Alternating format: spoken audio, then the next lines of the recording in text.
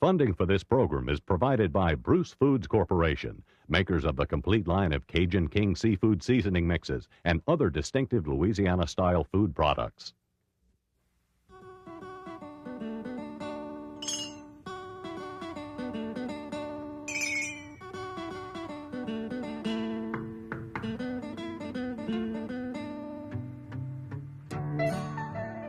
Louisiana.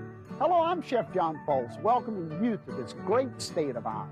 We're real proud of our people, places, and food, and I'd like for you to know a little bit more about it. So join me and some of my friends as we visit the historical food towns of this state and cook up another great Taste of Louisiana.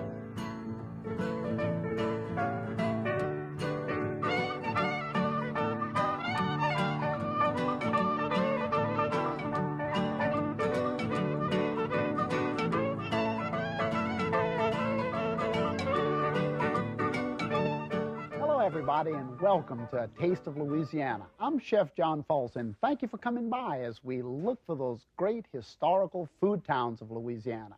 Today we're going to the south central part of our state. We're going to the parish of St. Landry and to the parish of Evangeline, to the towns of Ville Platte and Washington, Louisiana. Washington was one of the great steamboat ports of our state, and you're looking right here at Bayou Catawba. We're actually looking across the bayou at the town of Washington. This is Magnolia Ridge, one of the great plantation homes. There's some tremendous architecture in the town of Washington, a lot of it after some of the old steamboats that came by. You see a lot of the steamboat architecture on some of these homes. This home right here is actually a bed and breakfast, Della Morandiere. It's a bed and breakfast that's open all year long. And you can just come on up these nice little staircase. Pet the cat, of course, as you walk up. Look at this garden. This is steamboat architecture. There's no doubt about it.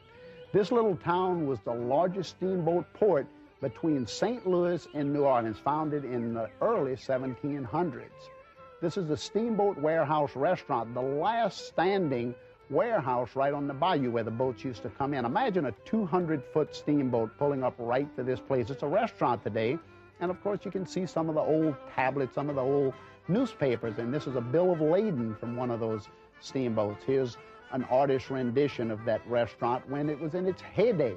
Look at all the goods being unloaded. The steamboats would pull up the bayou and unload things like cotton and pick up sugar and molasses. This is Chicot State Park, right outside of Ville Platte. There's overnight accommodations in this park. And there's RV places for about 100 vehicles, picnic areas, of course. One of the really, really nice parks right outside of Ville Platte in south central Louisiana. This lake is a couple thousand acres, and it has been stocked with some of the Florida black bass, and fishermen come from all over the state to spend weekends, get into some of those nice little cabins there, and load those boats right into the water on an early morning and take out. The lake is well marked because just like all Louisiana waters, it's kind of jagged. This is the Louisiana Arboretum, and arboretums, I guess they've been around for almost 3,000 years before Christ, and they're not to be mistaken for parks because arboretums are more for study, whereas parks are for recreation. And we're walking through the park here with Joe Edwards. Joe is that nice lady right behind me there, and Tim Hebert, who's the horticulturist here in the Arboretum. And as we walked through, he was pointing out some of the many species of Louisiana plants and berries and all of those great things that grow wild in the swamplands of Louisiana. That was a bayberry hawthorn we were just looking at. This is the sassafras tree, and nothing is more common to Louisiana cooks than the sassafras leaves of this little tree that are dried and then pounded out to put on top of gumbo as filet powder. Oh boy, did I have an experience here. He showed me how to dig up this little radish. This is what the Indians used for pepper in Louisiana. They could actually cook using the swamp floor as their pantry.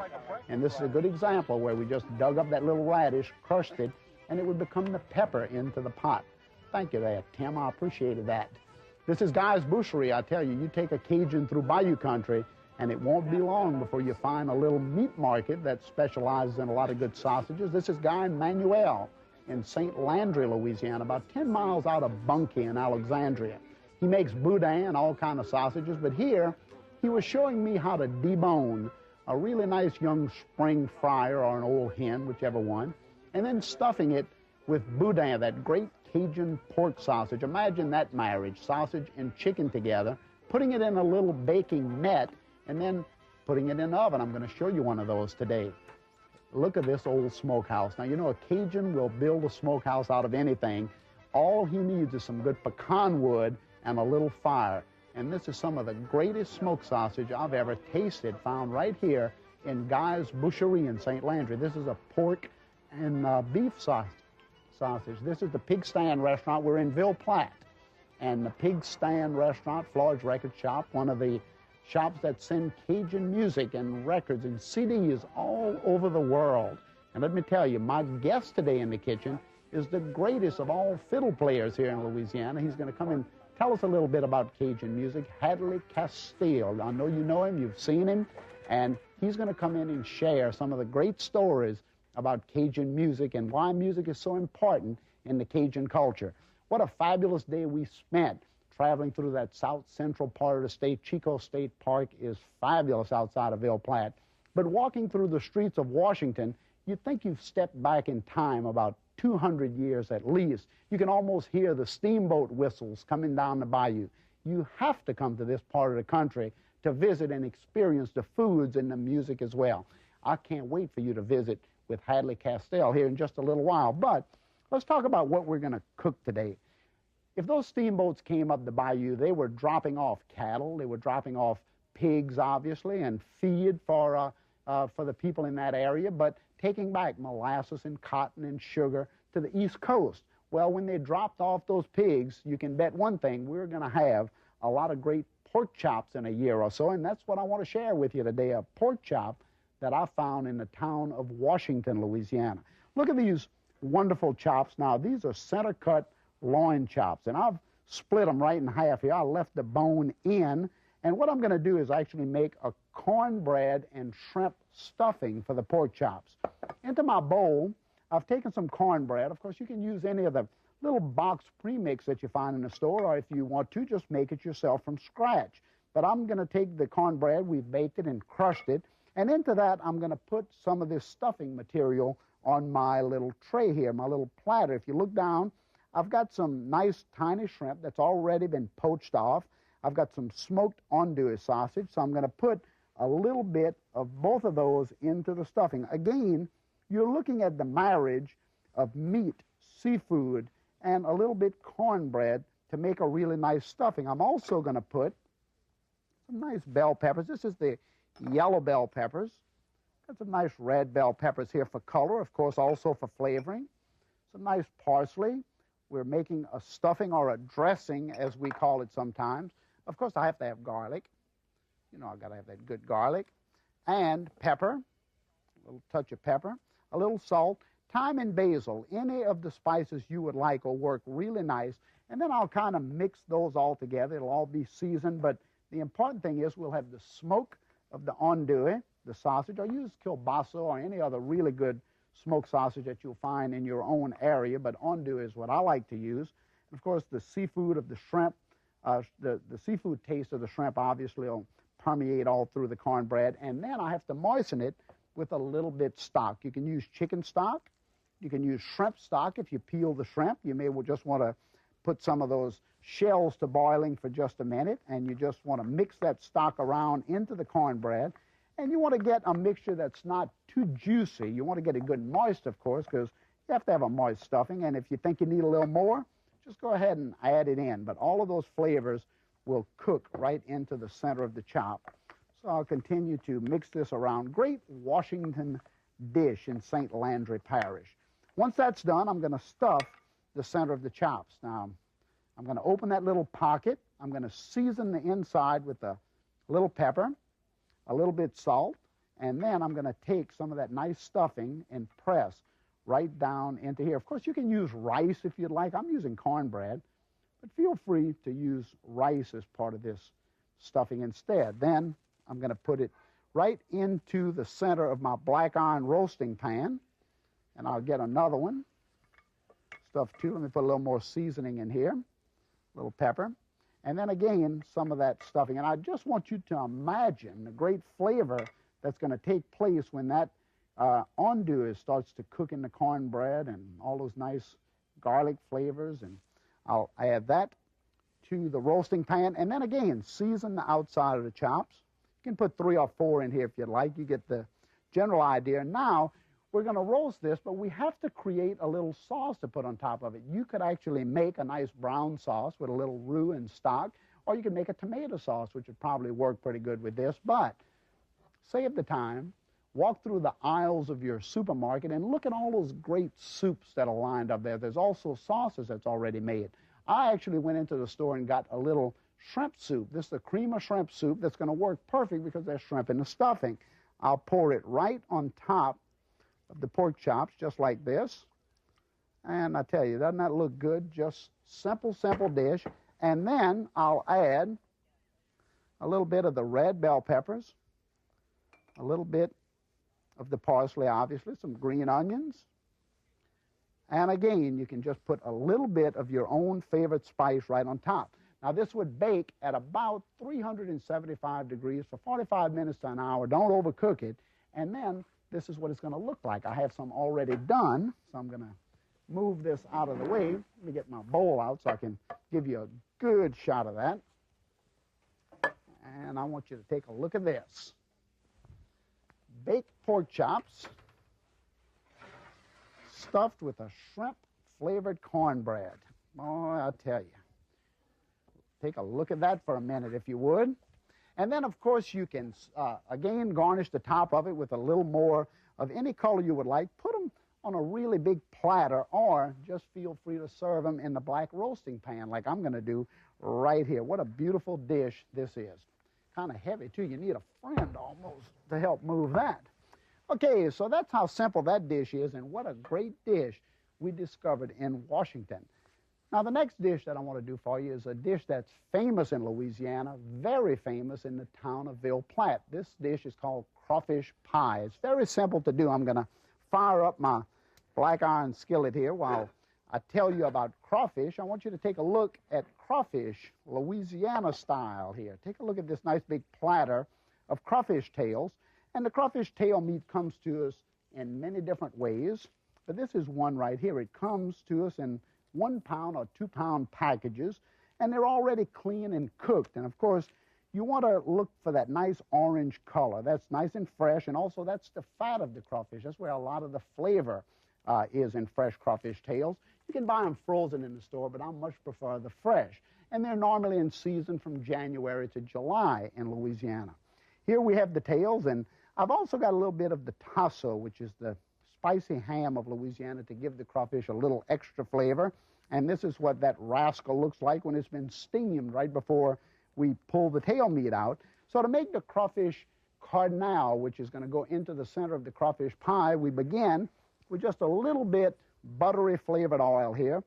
And again, use whatever oil you would like, but I'm going to put a little buttery flavored oil. And as we do with all Louisiana dishes, we're going to begin with all of the traditional seasonings. We have to begin, of course, with a little bit chopped onions, a little bit chopped celery. We have to have that good bell pepper. And I'm going to use, again, I'm going to use the golden and the red bell pepper right down into the saute pan. A little garlic. And I tell you, you must wonder why I love garlic so much, but I do. And I would allow this to saute for just a second to wilt the vegetables. I don't have to overcook them because this dish will actually bake again. So I'm going to saute this around just for a second. Then I'll add to that the crawfish tails and the tasso. I'll add the tasso first. And again, you can use any smoked ham. You don't have to use tasso. Any smoked ham will do the job. Tasso just adds a little extra flavor. And then the crawfish tails. And I'm going to put about a half a pound of good crawfish right down into the cardinal. Saute this around. This dish takes very little time to cook. Most people think of cooking crawfish stew or crawfish etouffee, the smothered dish. They think of taking a dish that's going to cook for about an hour and a half. Not so with some of these dishes. Crawfish cardinal will cook in about 15 minutes just by sauteing these dishes, these vegetables lightly. And then you add just a little bit flour right on top of the crawfish once they're sauteed. This is where the white roux is going to develop into the pot. You stir that around just like this. And once the roux is made, it picks up all of the butter out of the bottom of the pan. You can see how nice and tight that gets. Then we would add a little bit crawfish stock or chicken stock to make a really nice smothered cardinal dish. Of course, I'm going to add a little bit tomato sauce to give it that really nice red color. But look how pretty this is, just the way it is. I'm going to add a little bit tomato sauce. That's where the cardinal name comes from. A little bit Louisiana hot sauce for color and for nice spice. And then I could season it with a little salt and pepper, and that's basically it. I would now take it and put it into my little pie shells. I'm going to do individual little crawfish pies. And look what I have here. I've got some little ramekins. I'm going to put them right on top here. And I've got a little bit of the pie crust. Now, I've just made a basic pie crust. The ramekins have been filled with the cooled crawfish right out of the saute pan, because you don't want to put hot crawfish into this and then put the pie crust on. It'll melt away. So I take the pie crust, basic, 1.5 cups of flour and a little block of butter or margarine, and, mix all of that around good, pinch of salt and pepper. Don't work it too much. It'll get tough. And let it set for a couple of minutes, and then just roll it out. Oh, knocked my little piece off of there. Now what I'm going to do is to take a little egg wash. This is a little bit egg, and you can rim the cup just like that. And then you put your pie crust on. Just kind of push the pie crust right over like that. How simple it is. You don't have to, you can make this in a big, big pie if you would like, but I don't think it's necessary. I much prefer the little individual ones. Even if you have a big eater, make just a little bigger individual one.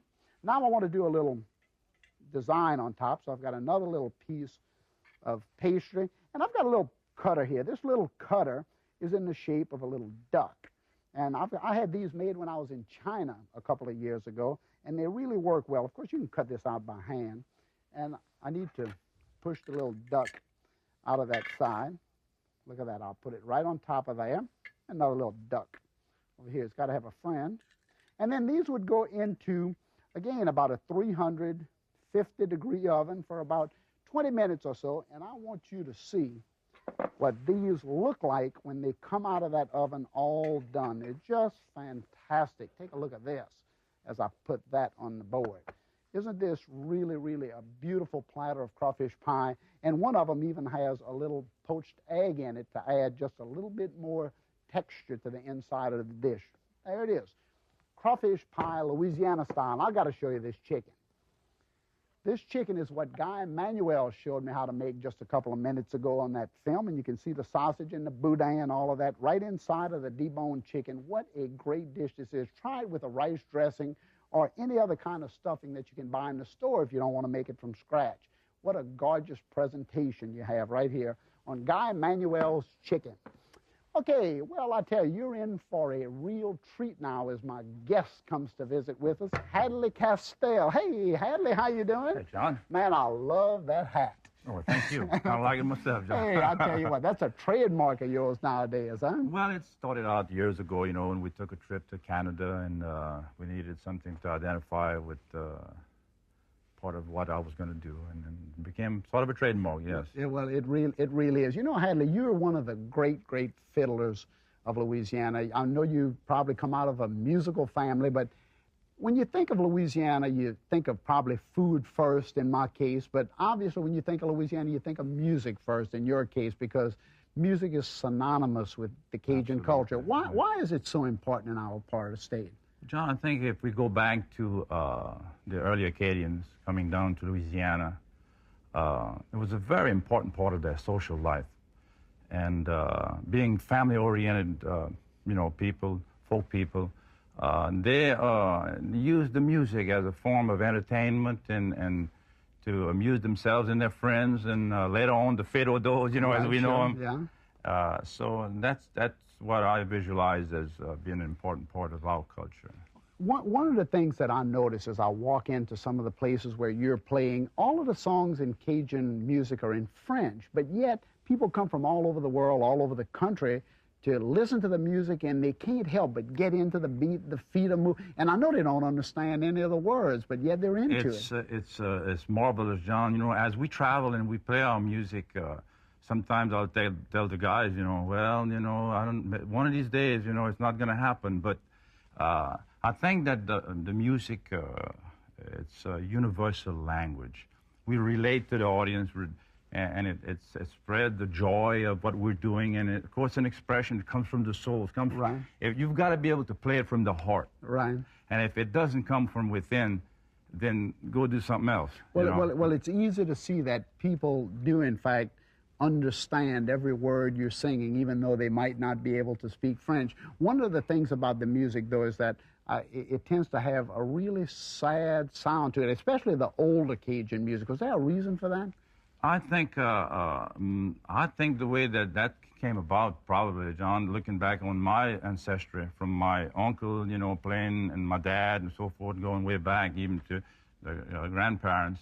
You know, we go back to the earlier Cajuns who were deported, our people, from Nova Scotia back in the late 1700s, and the suffering and the hardship and the misery and the burning of their homes and separating of families, you know, and then winding down to Louisiana in this gorgeous country.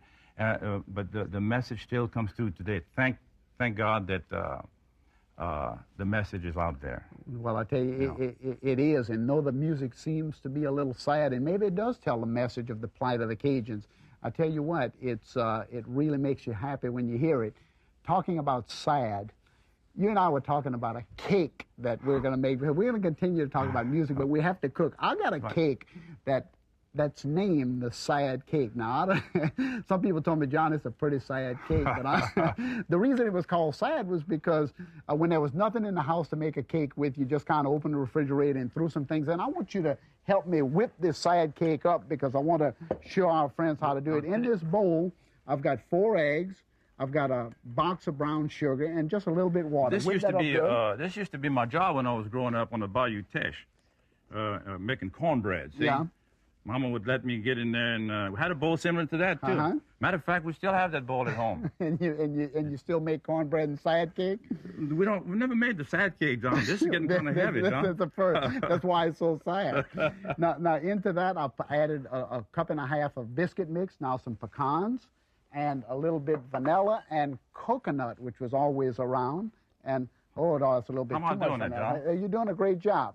How has Cajun music changed over the years? We talk about the sadness, but is it really changing? It sounds different today, doesn't it? Well, there's several musicians, a lot of young guys coming on the scene today that are changing the music. And, of course, the younger people, to keep the younger people interested, you have to kind of evolutionize as it goes through, John. And, of course, my music, you know, I play the old traditional music, and I play some of the new blues and the old blues. And how am I doing, John? Hey, you're doing great. The fiddles, did the Cajuns bring the fiddles with them, or is that something that came to Louisiana later? I think that probably some of them were brought down here, John, and because, well, actually, there were other instruments involved, like the piano, but they didn't have time to pick up the pianos, right? Yeah. So I think the fiddle played an important part of our music, and, of course, back in the old days, they were played with 2 fiddles, fiddle doors. I can remember Mom and Pop were taking me to the fiddle doors, you know, and there's these, the bands playing, you know, and sometimes there were only 2 fiddles, and the triangle, le triangle ou bien la bastringue. Right. And it's sort of a style that evolved out of that style of playing, you know. Did you personally come from a musical family? Did your father play? Yeah, my papa was an accordion player. And when I say accordion, I mean the diatonic made by the Germans back then. Right. And my uncle was a fiddle player, left-handed fiddle player. So yes, and then my brothers, they all played. You know, that was fun entertainment for us too. After a hard day in the cotton fields, come back on the back porch, you know, and play and play those fiddles, huh? We've put a little coconut and a little pecans in here. Now, we would dump this into a pie pan or a cake pan. We'd bake it at about 350 degrees. And what we would have, I want to show you, hey, they make fun of my cake, but, hey, look at that right there. Now, I'm going to tell you, isn't that good? I'm going to put a little sirop, and this could be gâteau de sirop, a little cake with syrup. This is sugar cane syrup on top of it, just like that. And I'm going to tell you, it might be sad for some people, but that's a pretty doggone good-looking cake, huh? Well, we're going to get a chance to try some of it. Yeah, but hey, you're not going to touch it now. I'm going to touch it later. You've got a fiddle that's a famous fiddle. It's shaped in the state of Louisiana, painted blue, and whenever you walk out on stage and people see that blue fiddle, where did that thing come from? Well, we got the idea to make that fiddle shaped in the state of Louisiana, John, because of our travels to Canada. We play some remote areas out in the country, and folks would very interested in where is this Cajun Louisiana? Just where is it? So I got the idea maybe we ought to just carry a map with us. So we built this fiddle in the shape of the state. Now we can identify where Cajun Louisiana is. So when you walk out on stage now and people see that blue fiddle, they say, hey, there's no doubt where that Cajun's from, South Louisiana. From the heart of Bayou country. Well, I know you've traveled all over the world playing music. I know you're known worldwide for Cajun music, especially in the United States and Canada. But I know you brought a fiddle, and I want you to play a little music. Why don't you get that for me? One right and here, I thank you all so much for coming to visit with me today, and I want you to come back again as we continue to cook up more of these great Taste of Louisiana. Now we're going to listen to Hadley Castillo play us a little fiddle. John, this is probably one of the tunes my old uncle would play when he was very sad due to the fact his shabby bear had probably run off someplace or another. And then later on, she comes back, and the tune changes shape. The tune gets happy then. Oh, let me hear it.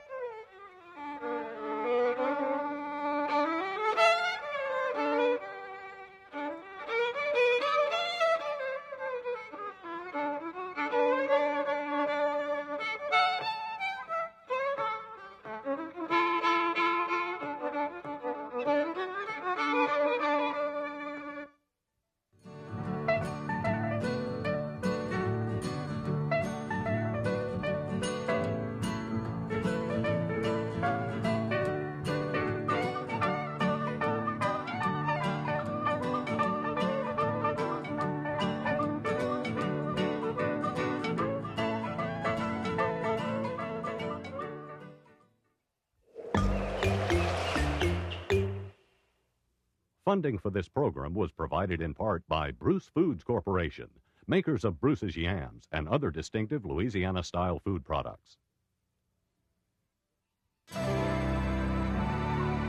This is PBS.